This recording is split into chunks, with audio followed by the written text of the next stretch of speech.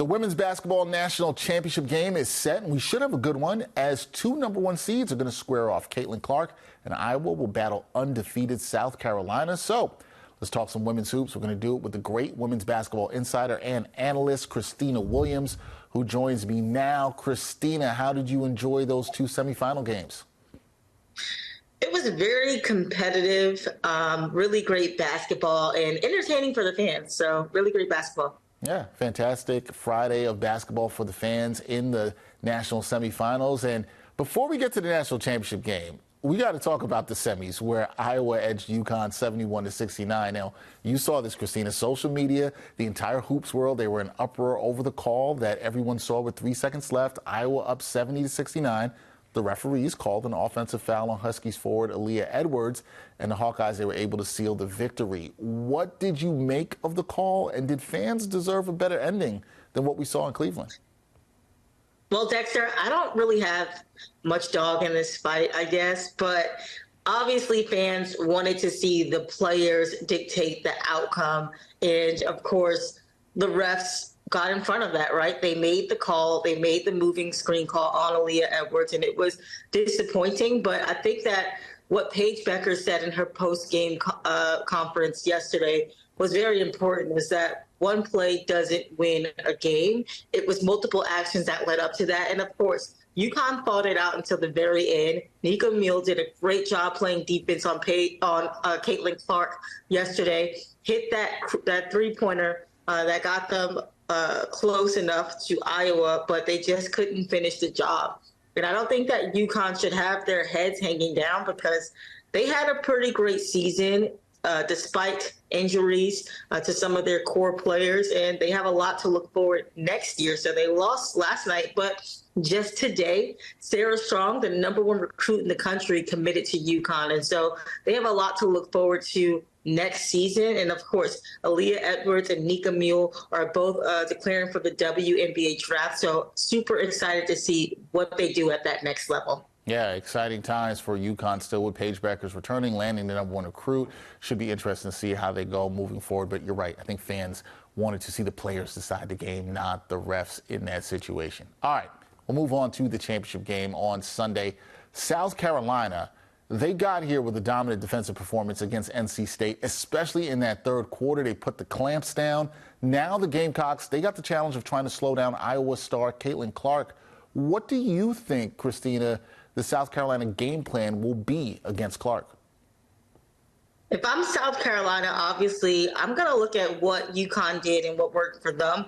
I love the fact that Nika was able to pick up Caitlin from 94 feet. I think that South Carolina guys has to put the pressure on Iowa to start the game. We saw how much that dictated the pace of the game yesterday when Iowa played UConn. We saw how much Caitlin Clark was slowed down. She was 0 for 6 in the first half from 3 points, and the team shot a total of 28%. We know that South Carolina, when they played Indiana, Oregon State, guarding the perimeter was something that was a little bit rough for them, and so you can't let Iowa get hot from that 3-point line. And so, I'm going to throw my best defenders on her, maybe Malaysia Fawali, maybe a Raven Johnson, on Caitlin Clark and guard her from 94 feet to disrupt the pace of the game for Iowa and their offense. It's going to be interesting to see if that is a strategy they employ. On the other side, Iowa, they're going to have their hands full trying to stop All-American center Camila Cardozo. How impressed have you been with Cardozo in this tournament? And do the Hawkeyes, do they even have an answer for her? I mean, Camila Cardozo obviously is a mismatch for a lot of opponents that South Carolina has been able to face throughout the tournament and throughout the season as well. As you mentioned, she's 6'7", she's dominant in the paint, she can rim run, she has speed and mobility. She's averaging 14 points, 9 rebounds, and 2.5 blocks a game. She's very efficient as a shooter. She's shooting over 58% from the field. And so they're going to have a rough time with this Iowa team that's really undersized. We saw yesterday in the game against NC State, she sort of tweaked her right leg. And so for me going into this game on Sunday, I'm a little bit worried about her health. I mean, obviously nothing has come out over the last 24 hours in regards to her availability or how she's feeling health-wise, but that's something to pay attention to going into this matchup with Iowa. She did sit out the entire fourth quarter, but I think that was because they were running up the score. But Camila Cardoso, she's been super impressive, and excited to also see what she does at the next level because she also declared for the WNBA draft as well. Yeah, I'm excited to see with her. She's one of my favorite players in women's basketball to watch. Such a great two-way player. We'll see. And if she plays, obviously, and healthy, she will definitely be a factor in this game. Now, Khristina, I know that we love to talk about stars, but you always tell me this. You like to give me X factors and or role players who can make their mark in this game. Which players do you think can be the difference makers for both sides in this national championship game? Raven Johnson has been saying that she is on a revenge tour, and I think that she does stuff that doesn't show up in the stat sheet for South Carolina. But also, I think that she is the key to their offense in the sense of how she's able to get all of her teammates involved. She's averaging about 4.5 assists a game, and so I think that Raven Johnson is going to be key. She talked about how last year when they faced Iowa, that she almost considered quitting basketball because when she was shooting, people would sag off on her and that wave off of Caitlin Clark and how that made her feel. But she's been in the gym and she's so ready and prepared for this matchup. So I'm going to keep my eye on Raven Johnson in this matchup. And of course, how can you not pay attention to Ashlyn Watkins? She had 20 rebounds against NC State. And I think that when this matchup is going to come down to is who can get the most rebounds, who can get the most second chance points. We know rebounding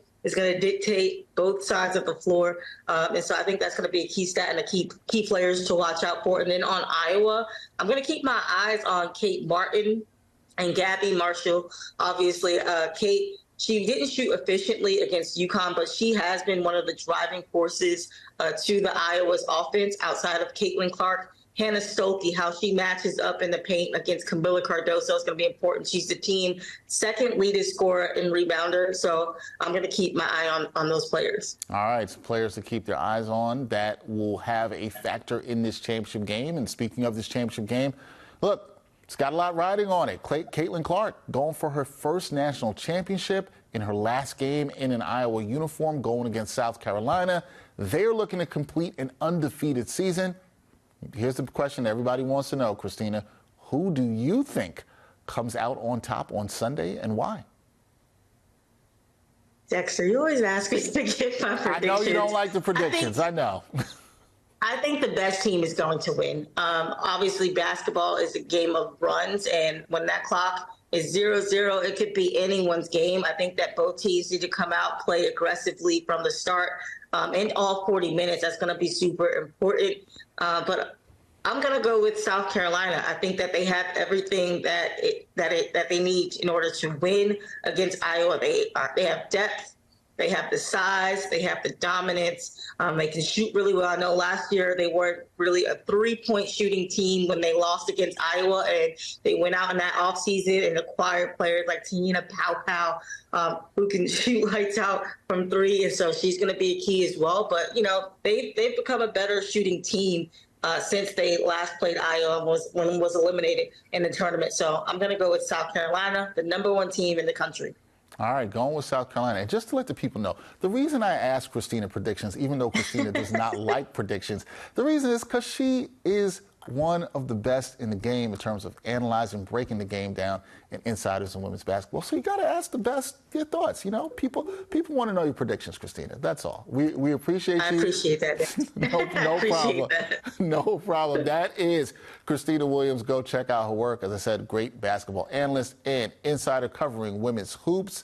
Khristina, I cannot wait for this game on Sunday. I will talk to you after the game. And when we talk after the game, there'll be no predictions. So it'll be good. That's true. That's true. I'm looking forward to it. Thanks, Khristina.